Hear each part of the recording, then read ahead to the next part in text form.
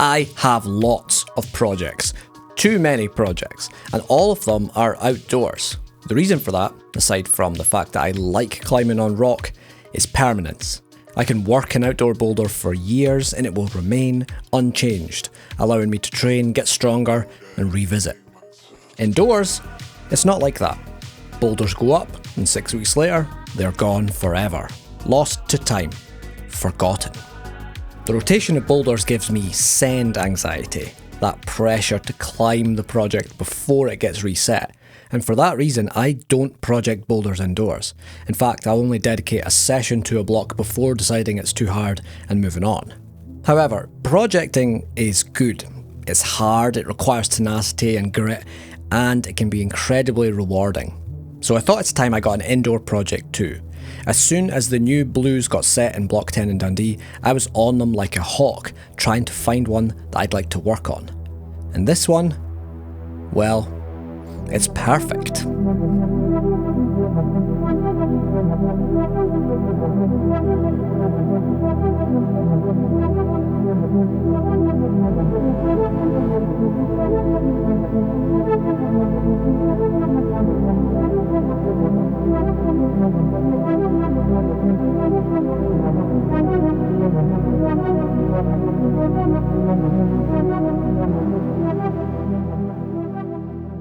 Right, this blue one is my new prod, just in my favourite bit of the gym, the cave, and well, it's very steep with very, very big moves onto really good holds. In fact, the worst holds are the start, but after that you're moving on to these big kind of slopey jug type things with big moves in between on very steep terrain, exactly up my street. Let's see what the grade is, if these actually ever work. Setters have proposed V7. I don't know if it's V7, I mean, it's hard. I think it's safely a V6, I think it's 7A. But I've never climbed 7A, so it feels harder than anything I've done, but I've certainly not climbed V7. This boulder is very long, with no respite anywhere. The difficulty comes from big moves on steep ground, but the holds are actually not too hideous. It starts on opposing crimps, the smallest holds on the climb, into a big move left. Then walk the feet across and fall into the jug.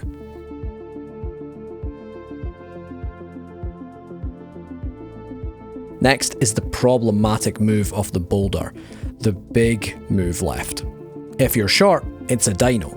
If you're taller, you can keep your feet on, but only with lots of body tension. This move is extremely low percentage for me, maybe 1 out of 10 if I'm going well. After that, it's a painful but cool heel-toe cam to allow you to move your hands upwards on slopers before exploding upwards into the undercling. Bring the feet up and make a powerful move out right to a bad hold. A sneaky heel hook allows you to move the left hand upwards before one last lunge to a disappointingly poor final hold. I've no idea how to get the match yet to finish the problem, but that's an issue further down the line. Right now, I've got issues at the bottom.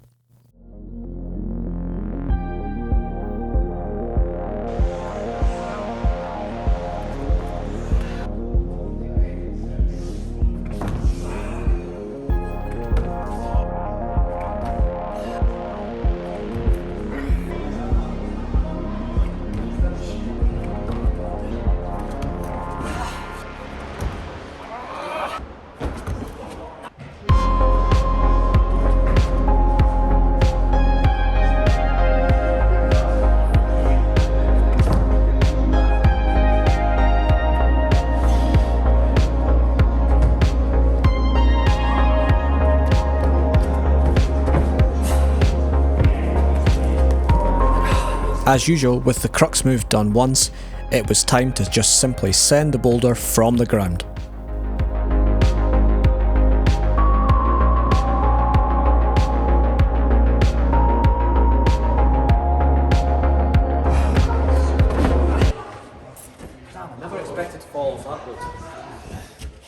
Over the past couple of months, I've seen quite good gains in my finger strength, and I've noticed that it's holding me back a lot less. And I would attribute that down to my hangboard routine. I've started doing repeaters twice a week. I keep it really simple. I do 5 sets of 3 reps for each grip type, and each rep is only 7 seconds on and then a 3-second rest. Sounds really easy, but by rep like 4, it's brutally hard. The grips I've been training are crimp and 3-finger drag, and I've been neglecting doing anything on slopers simply because, well, it's kind of hard to find a fingerboard that actually has slopers on it as well. This week's sponsor, long-term support of the show, Fictitious, have a fantastic solution. Bam, that just pops right off. And then if I want to train slopers, I just pop it right back onto the board. Once I'm done with the slopers, I can even train ball grips as well. These just slot in as well. This is using Fictitious's modular system, so you can swap out basically anything that will fit on these plates. These are the hold plates, so they've got a T-nut in the back, so you can screw like normal holds on. But Fictitious also make the Hangboard swap plate, which is just a simple plate that you can screw a hangboard on, or indeed any sort of hold that will screw onto plywood like this. The system uses these little pins that simply slot into the hangboard doorway mount, enabling you to change very, very quickly what you're training on. This gives you the absolute best bang for your buck in terms of space and versatility. So here's the deal. If you order the Fictitious doorway mount and one of their hangboards, you'll get free shipping anywhere in the US and a free bag of Fictitious's own chalk. And they will mount it directly onto the board for you. If you buy one of these plates so that you can use the modular system like I did, they can also mount that on there for you as well. So check out Fictitious. The link is in the description to up your training game this winter.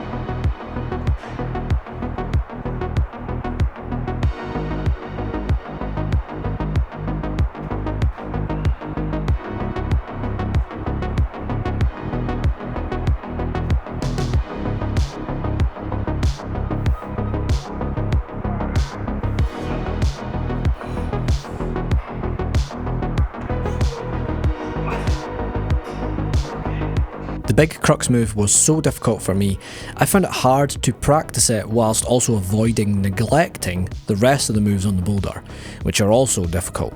The move is so powerful and tiring that after a dozen attempts, the session is kind of over. So I came up with a compromise, and one that's unique to indoor climbing. I'd use this orange foothold to perform the move. I found this way I could still practice the movement, but in a less fatiguing way, whilst only making it slightly easier. The big benefit here was psychological. Making it easier for a session gave me the win I needed to believe that this boulder was even possible. It's 2 grades higher than my hardest block yet, so it's hard not to fall into a rut of telling yourself you're too weak, too fat, you've not got enough time, it's better to move on to something else, etc, etc. Obviously this doesn't really apply outdoors, and it's almost cheating, but I think it's a useful tactic for non-competitive climbing. I'd be interested to know your thoughts on this. Is practicing this way, is this legit?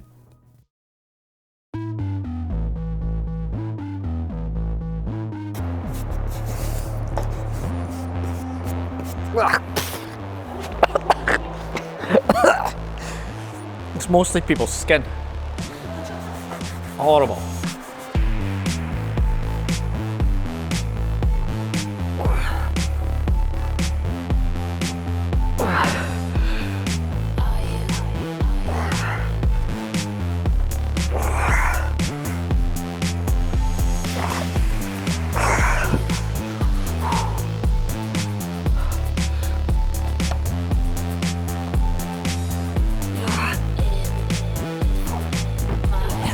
So powerful. I don't know how to get that middle hold.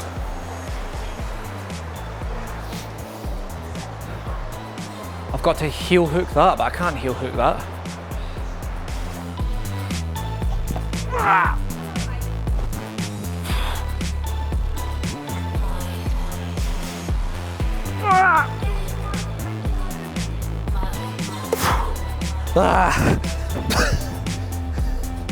So I can't get it.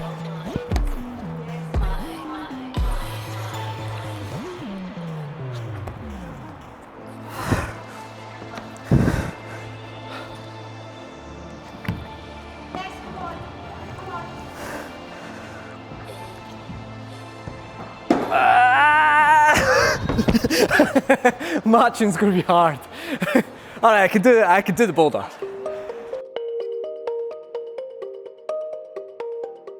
The boulder was coming together nicely, and it was time to start thinking about attempts from the ground.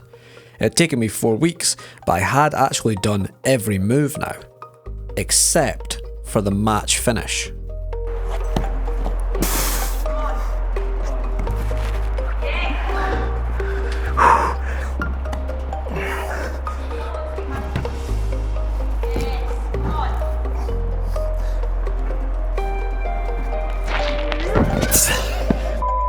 That's harder than I thought.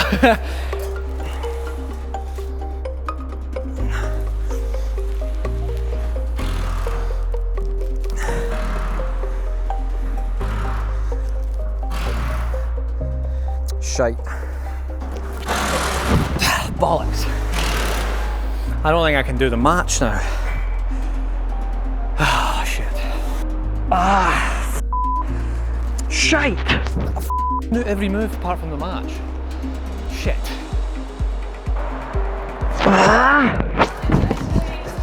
It now seemed like the very last move, not even a full proper move, was going to be the showstopper. But then, some helpful beta arrived. Shite. So the toe hook, the toe hook or the... Yeah, I tried it, but...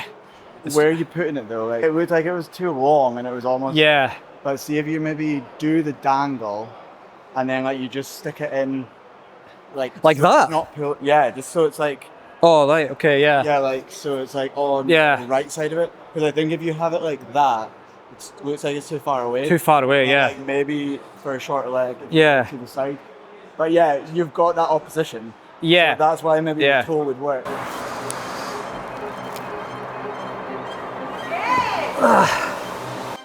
What's the rule? 3 seconds? Yeah, I think you've got it. 3 seconds. Nah, I think I'll cut it to 1 second for this. All right, this is my first ground up attempt after I've actually done all the moves. So this is the first one in vain.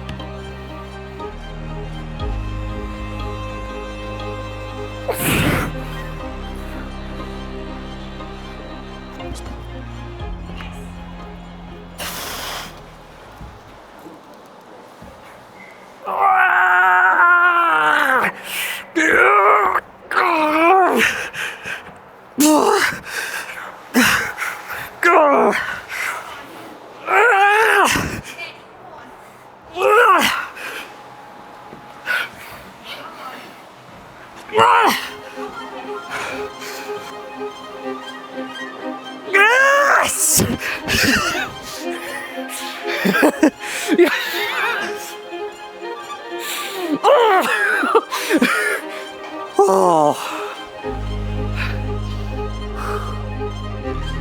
Oh God, that was so hard.